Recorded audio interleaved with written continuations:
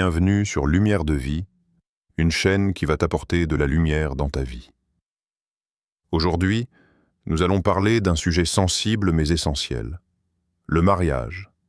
Une union bénie par Dieu, mais que le monde a peu à peu recouvert de coutumes et de symboles dont l'origine est parfois loin d'être divine. Beaucoup de traditions que nous pratiquons avec joie lors des cérémonies de mariage trouvent en réalité leurs racines dans des rituels anciens liés à la magie, au culte païen ou à la sorcellerie. Le mariage, dans le plan de Dieu, est une alliance sainte, un engagement spirituel entre un homme, une femme et le Créateur. Mais au fil des siècles, l'ennemi a infiltré cette institution en y introduisant des gestes, des symboles et des rites qui ouvrent, sans qu'on le sache, des portes spirituelles dangereuses. Ainsi, ce qui semble anodin ou festif peut, en vérité, être une imitation ou une corruption des principes divins. Dans cette vidéo, nous allons lever le voile sur 6 traditions de mariage que beaucoup de chrétiens pratiquent sans se douter qu'elles proviennent de la sorcellerie ou de pratiques occultes anciennes. Le but n'est pas de condamner, mais d'éveiller les consciences, car la connaissance libère. Prépare-toi à découvrir les véritables origines spirituelles de certaines coutumes que nous appelons traditions, et à comprendre pourquoi il est crucial de purifier nos cérémonies et de replacer Dieu au centre de toute union. Tradition numéro 1.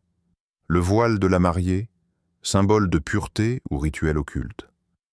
Le voile de la mariée est souvent perçu comme un symbole de pureté, d'innocence et de pudeur. Beaucoup de chrétiens le considèrent comme un signe de respect, une touche de beauté spirituelle à la cérémonie. Pourtant, très peu savent que cette pratique, loin d'être biblique, trouve ses origines dans des coutumes païennes et dans des rituels occultes anciens. Historiquement, le voile ne naît pas dans la foi chrétienne. Il remonte à la Mésopotamie et à l'Empire romain, où il servait avant tout à protéger la mariée des esprits malveillants. On croyait qu'au moment du mariage, les démons de la jalousie et de la malchance rôdaient autour des unions pour les briser.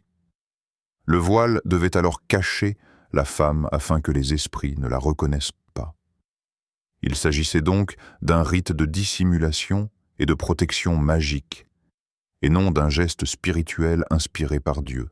Plus tard, dans les traditions grecques et romaines, le voile prit une autre signification, celle de soumission.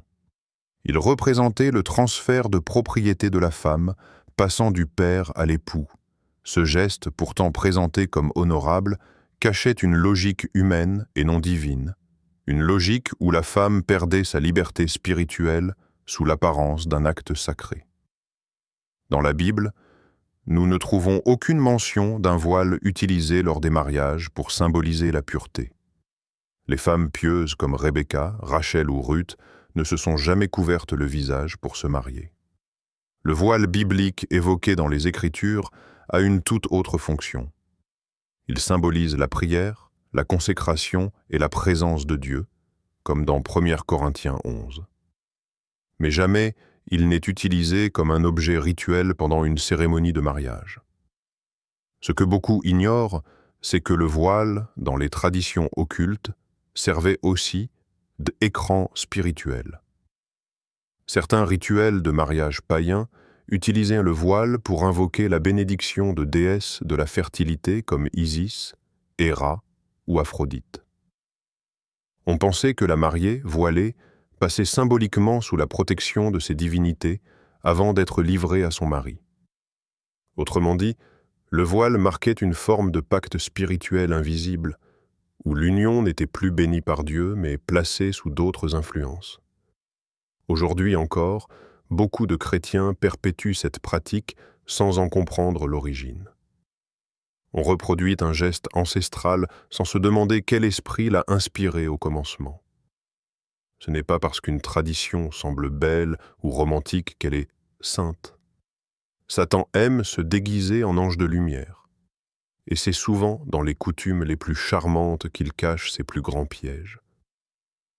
Il est donc important de se poser la question, pourquoi mettons-nous un voile sur la mariée? Est-ce que parce que Dieu l'a demandé, ou simplement parce que tout le monde le fait? Dans le royaume de Dieu, rien n'est à imiter sans discernement.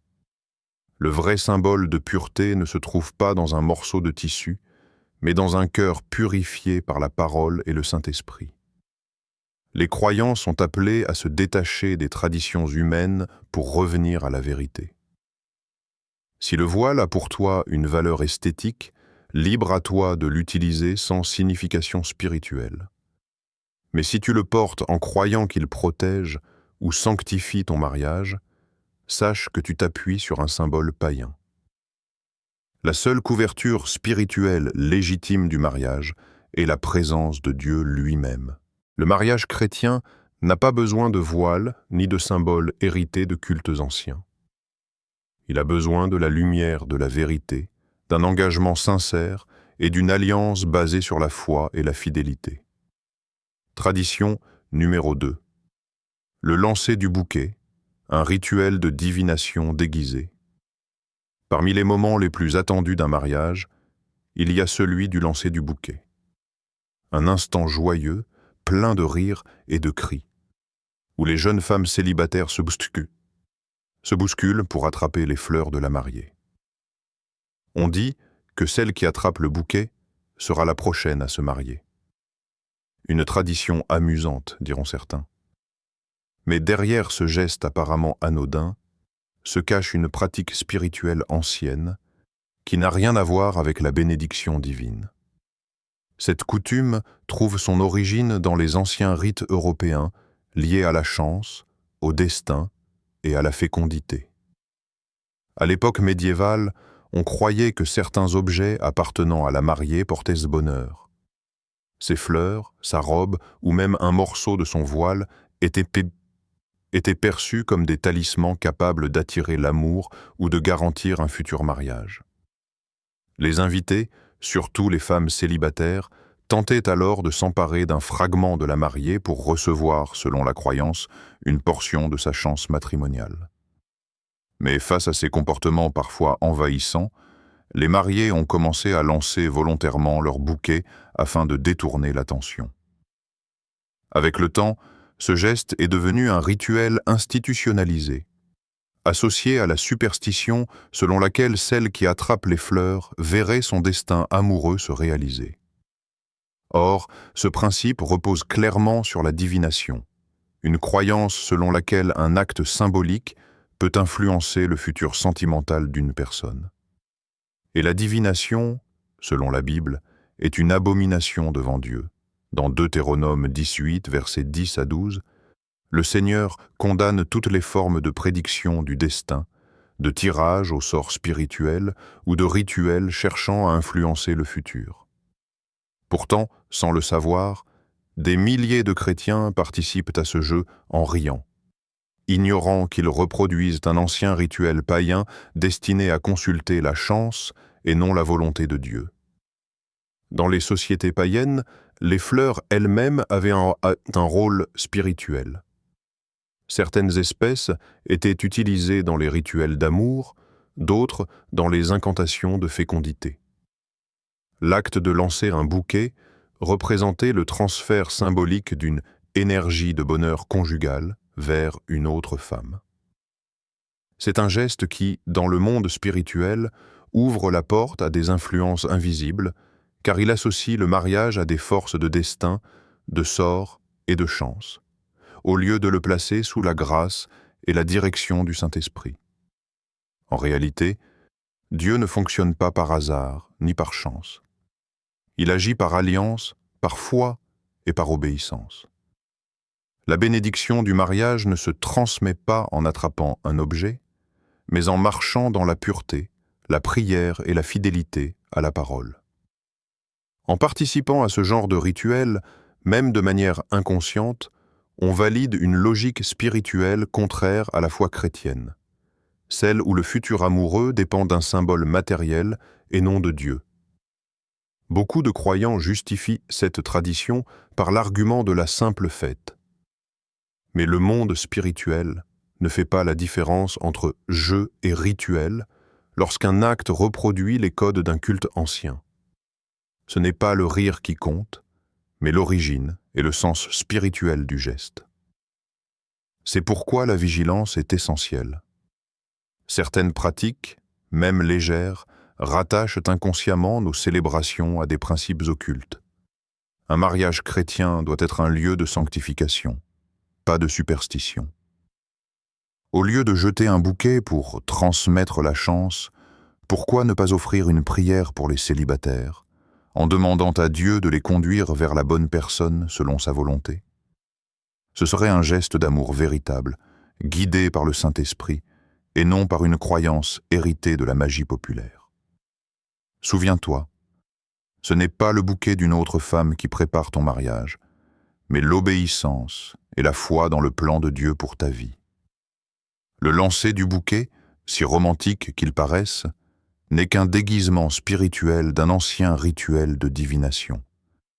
Il appartient donc à chaque croyant éveillé de choisir la lumière au lieu de la tradition, la vérité au lieu de la superstition. Tradition numéro 3. Le gâteau de mariage, offrande ou célébration. Dans presque toutes les cérémonies de mariage modernes, le gâteau occupe une place d'honneur. C'est souvent l'un des moments les plus photographiés. Les mariés coupent ensemble la première part, s'en donnent une bouchée avec tendresse, puis la partagent avec leurs invités. Ce geste paraît innocent, joyeux et festif. Pourtant, derrière ce rituel sucré, se cache une histoire spirituelle très ancienne, liée à des pratiques païennes et sacrificielles. Avant d'être un symbole d'amour, le gâteau de mariage était une offrande dans les civilisations antiques, notamment en Grèce, à Rome et en Égypte. On déposait sur les autels des gâteaux de miel, de blé ou de fruits pour honorer les dieux de la fertilité et de la prospérité. Ces offrandes visaient à assurer la fécondité du couple, la réussite du foyer et la bénédiction des ancêtres. Le gâteau était donc bien plus qu'un dessert. C'était un acte spirituel, une forme d'invocation ou de remerciement envers des divinités étrangères à Dieu. Chez les Romains, la mariée devait même manger un morceau d'un gâteau d'orge sacré pendant la cérémonie. Ce gâteau symbolisait la soumission de la femme à son époux et la bénédiction des dieux sur leur union.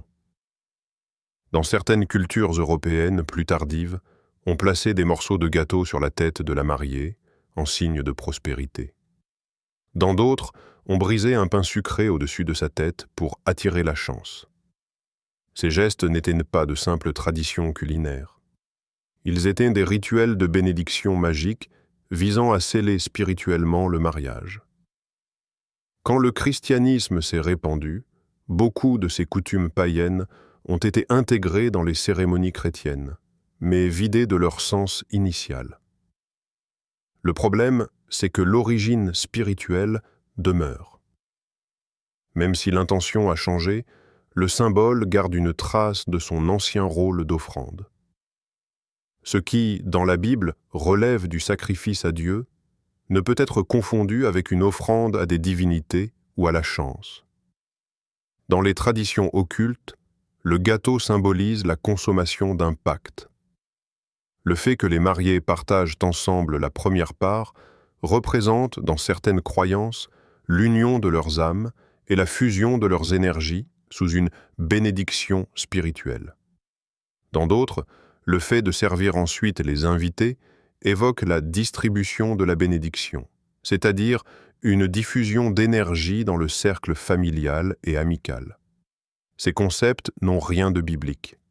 Ils s'enracinent dans une vision magique du mariage, où la nourriture devient un canal spirituel. La parole de Dieu nous enseigne pourtant une vérité différente. Les bénédictions ne viennent pas d'un aliment mais de l'obéissance.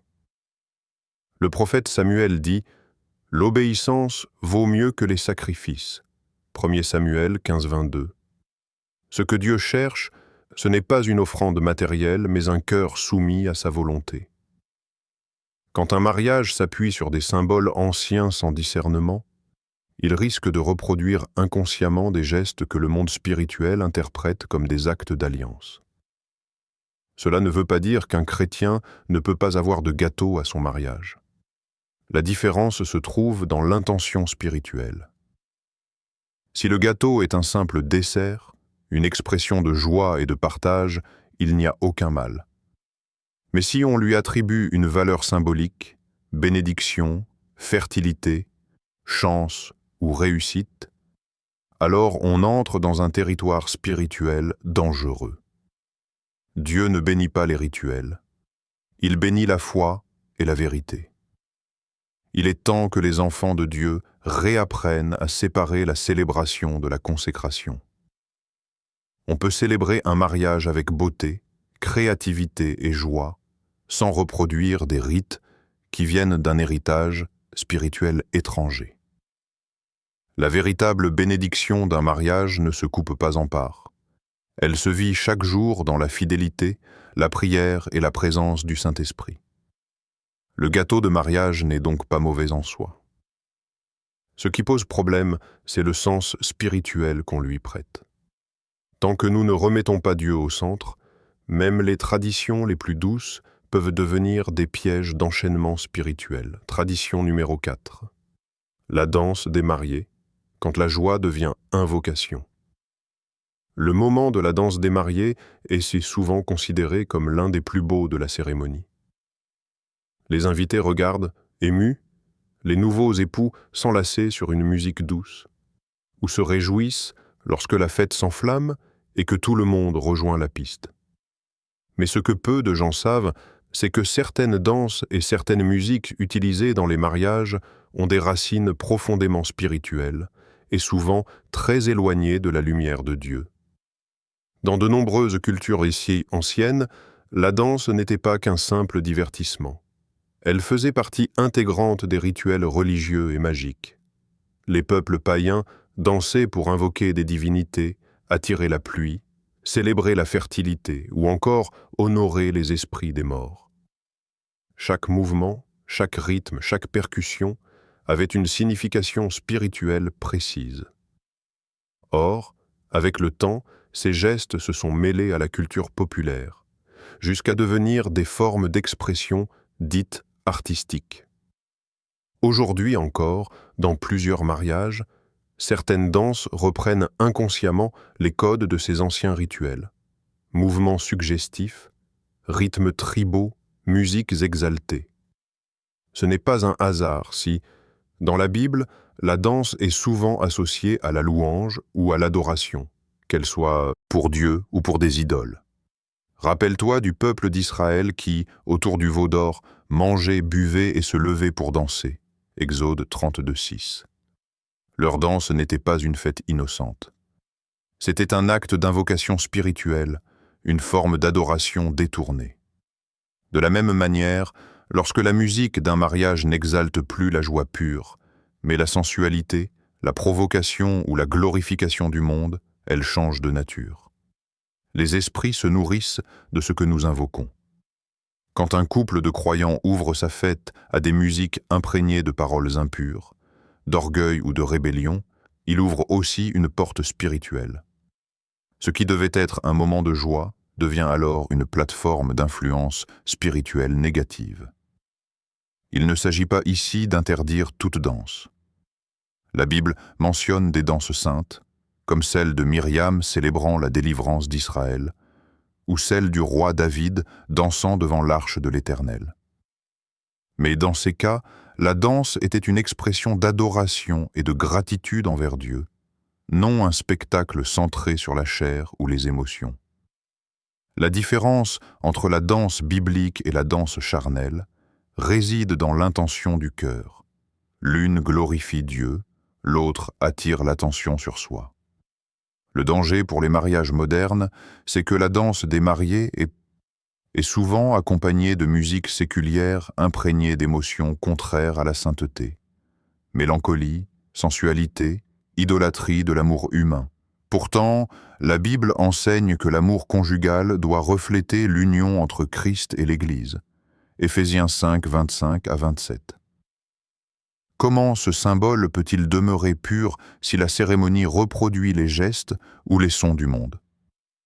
Les chrétiens sont appelés à sanctifier chaque aspect de leur mariage, même la musique, même la danse. Cela ne signifie pas supprimer la joie, mais la purifier. Il est possible de danser, de célébrer et de se réjouir, tout en gardant un cœur tourné vers Dieu. Une musique inspirée, une danse modeste et respectueuse, un climat spirituel sain. Voilà les vraies marques d'une fête bénie.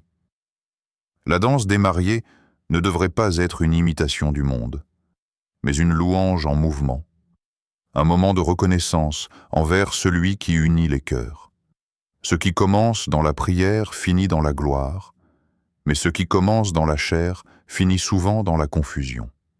Alors, avant de choisir la chanson ou les pas de danse, pose-toi cette question. Cette musique invite-t-elle la présence de Dieu ou l'éloigne-t-elle? La réponse à cette question détermine la nature spirituelle de ta célébration. Tradition numéro 5. Les alliances, symboles bibliques ou rituels magiques. Aujourd'hui, il semble inconcevable de parler de mariage sans parler d'alliance. Ce petit anneau circulaire, que l'homme et la femme s'échangent devant témoins, est devenu le symbole universel de l'amour et de la fidélité. Mais très peu de chrétiens se sont demandé d'où vient cette tradition, et surtout, est-elle réellement biblique ou bien héritée de pratiques spirituelles anciennes que nous avons sanctifiées sans discernement? L'origine de l'alliance remonte bien avant le christianisme. Dans l'Égypte antique, l'anneau symbolisait l'éternité et le cycle de la vie, représenté par sa forme circulaire sans début ni fin. Mais pour les Égyptiens, cette éternité n'était pas spirituelle au sens biblique. Elle renvoyait à la continuité de l'âme à travers les dieux et les esprits. Porter un anneau n'était donc pas un simple acte romantique, mais un signe d'union mystique entre l'homme, la femme et les divinités invoquées pour bénir leur union. Les Romains, eux, croyaient qu'une veine partait du 4e doigt de la main gauche et allait directement au cœur, la fameuse veine de l'amour. Cette croyance, bien qu'anatomiquement fausse, a conduit à la coutume de placer la bague à cet endroit précis.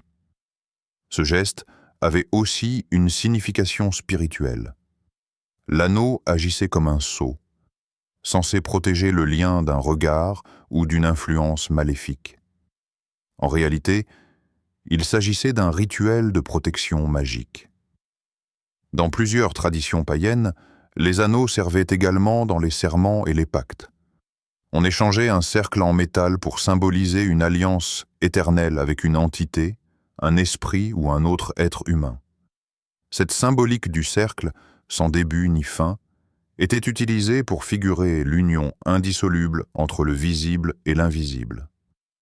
Ce n'est donc pas un hasard si, dans le monde occulte, les cercles tracés au sol servent à invoquer et à contenir des esprits. Le symbole du cercle porte toujours une dimension spirituelle, selon la force à laquelle il est consacré. Dans la Bible, Dieu parle d'alliance, mais jamais d'anneau matériel pour symboliser le mariage. L'alliance biblique est spirituelle avant tout. C'est un engagement de cœur et d'obéissance entre deux personnes sous le regard de Dieu. Abraham, Noé, Moïse et David ont tous fait alliance avec l'Éternel, mais aucune de ces alliances n'a nécessité d'objets matériels. Au contraire, Dieu a souvent condamné les objets de culte utilisés pour représenter des pactes spirituels. Cela ne veut pas dire qu'un chrétien ne peut pas porter une alliance. Mais il est essentiel de comprendre que ce n'est pas le métal qui unit deux personnes, mais Dieu lui-même. Le danger spirituel apparaît lorsque l'alliance devient un talisman, une preuve visible de fidélité ou de protection, plutôt qu'un simple symbole humain. Certains couples accordent inconsciemment à leur bague un pouvoir mystique, croyant qu'elles scellent ou protégeront leur union. Or, seul le Saint-Esprit scelle une alliance véritable. Les enfants de Dieu doivent donc faire la différence entre l'alliance divine, qui vient du cœur et du sang de Christ, et l'alliance humaine, qui peut devenir une idole si elle prend la place de la foi. Jésus n'a jamais demandé de porter un symbole matériel pour prouver son amour. Il a demandé l'obéissance et la fidélité intérieure. Ainsi, si tu choisis de porter une alliance, fais-le avec discernement. Qu'elle soit un simple rappel de ton engagement devant Dieu, et non un objet chargé d'énergie ou de signification spirituelle. Ce n'est pas le cercle d'or autour de ton doigt qui protège ton mariage, mais la présence de Dieu au centre de ton foyer. En réalité, la véritable alliance du mariage chrétien ne se forge pas dans le métal, mais dans la prière, la vérité et la sainteté. L'or peut se ternir, mais une union fondée sur la parole demeure. Tradition numéro 6. Le riz, les confettis et les bénédictions païennes. Origine des bénédictions de fertilité, pratique d'envoûtement, comparaison avec les bénédictions bibliques authentiques. Depuis des générations, jeter du riz ou des confettis sur les mariés à la sortie de l'église ou de la mairie semble être un simple geste de joie et de célébration. Pourtant, derrière ce rituel festif se cache une origine spirituelle bien plus ancienne et bien plus troublante. Dans plusieurs cultures antiques, le mariage n'était pas seulement une union entre deux êtres, mais un moment sacré durant lequel les forces spirituelles, bonnes ou mauvaises, étaient invoquées pour influencer la fécondité, la prospérité ou la destinée du couple. Avant l'ère chrétienne, les Romains, les Grecs et même certaines tribus païennes croyaient que jeter des graines, des grains ou des objets bénis sur les mariés favorisait la fertilité et chassait les mauvais esprits. Le riz symbolisait la semence, la fécondité et la prospérité charnelle. Il était offert aux divinités de la terre comme un sacrifice miniature afin d'obtenir leur faveur sur la femme nouvellement mariée. Ce n'était donc pas un simple geste de fête, mais un véritable acte rituel pour attirer la bénédiction d'esprit de fertilité, que la Bible, elle, qualifierait d'entités occultes. Avec le temps, ces pratiques se sont christianisées en apparence. On a remplacé les grains par du riz blanc, symbole de pureté, ou encore par des confettis et des pétales. Mais l'intention spirituelle originelle, elle, n'a pas totalement disparu. Beaucoup de personnes continuent d'y voir un moyen d'attirer la chance, de porter bonheur ou de bénir le mariage. Ces expressions, bien qu'inoffensives en apparence, traduisent un fond de pensée ésotérique. L'idée que des objets ou des gestes peuvent transférer une énergie spirituelle sur quelqu'un, indépendamment de Dieu. Du point de vue biblique, cette conception est erronée. Dans les Écritures, la bénédiction ne vient pas d'un geste symbolique, mais de la parole de Dieu. Abraham fut béni non pas par un rituel, mais par la promesse divine. Jésus n'a jamais jeté quoi que ce soit sur les mariés à Cana pour les bénir. Sa présence seule a suffi pour transformer l'eau en vin, signe que la bénédiction authentique découle de la relation avec Dieu, et non d'une superstition. Certains pasteurs et croyants avertis mettent d'ailleurs en garde contre le fait de reprendre sans discernement les coutumes du monde. Lorsque les invités jettent du riz ou des confettis, ils répètent souvent des gestes hérités de cultes de fertilité anciens sans le savoir. Même si l'intention paraît bonne, l'origine reste païenne, et l'ennemi se sert souvent de ces petites traditions pour infiltrer l'occultisme dans les célébrations chrétiennes. Au lieu de ces rituels, il est préférable de pratiquer une bénédiction biblique authentique. Prière communautaire, lecture de la parole, onction d'huile et proclamation de la faveur divine sur le couple. Ces actes spirituels ont une véritable puissance, car ils reposent sur la foi et la présence du Saint-Esprit, non sur des symboles issus de croyances étrangères. Ainsi, le riz, les confettis ou toute autre bénédiction de chance doivent être discernés à la lumière de la vérité. Ce qui semble anodin peut cacher une racine spirituelle contraire à Dieu. Le mariage chrétien doit être purifié de tout héritage occulte pour redevenir ce qu'il a toujours été selon la Bible, une alliance sainte, bénie uniquement par la parole et la présence de Dieu. En parcourant ces 6 traditions de mariage, une vérité profonde se révèle. Beaucoup de gestes que l'on croit anodins portent en réalité une charge spirituelle héritée du monde païen. Le voile, le gâteau, la danse, les alliances, le riz, tous ces symboles ont été introduits dans la culture chrétienne sans véritable discernement. Pourtant, la parole de Dieu nous avertit clairement. « Mon peuple périt, faute de connaissance » Osée 4:6. Le mariage est une alliance sacrée, établie par Dieu lui-même dès la création. Il doit donc rester pur, séparé des influences du monde. Chaque croyant est appelé à examiner les coutumes qu'il adopte, non selon la tradition des hommes, mais selon la lumière de la vérité biblique. Ce n'est pas parce qu'une pratique est populaire qu'elle est spirituellement saine. Ce n'est pas parce qu'elle semble belle qu'elle est bénie. Le diable se déguise souvent en ange de lumière pour infiltrer nos cérémonies et souiller ce que Dieu a voulu saint. Si tu réalises que certaines de ces traditions ont été présentes dans ton mariage ou celui de tes proches, ne crains pas. Dieu est un Dieu de grâce et de restauration. Ce qu'il attend de toi, c'est la repentance, la prière et le rejet conscient de toute influence étrangère à son esprit. Prière de délivrance. Seigneur Jésus-Christ, je viens devant toi avec humilité. Je reconnais que par ignorance, j'ai pu ouvrir des portes spirituelles à travers des traditions contraires à ta parole. Aujourd'hui, je renonce à toute alliance occulte, à toute coutume héritée du monde païen, et je consacre mon mariage, ma famille et ma vie entre tes mains. Purifie-moi, Seigneur, par ton sang. Que toute malédiction cachée soit brisée, que toute influence démoniaque soit détruite, et que ton Esprit Saint règne dans mon foyer. Je déclare que Jésus-Christ est le seul fondement de mon mariage, le seul auteur de ma bénédiction. Amen.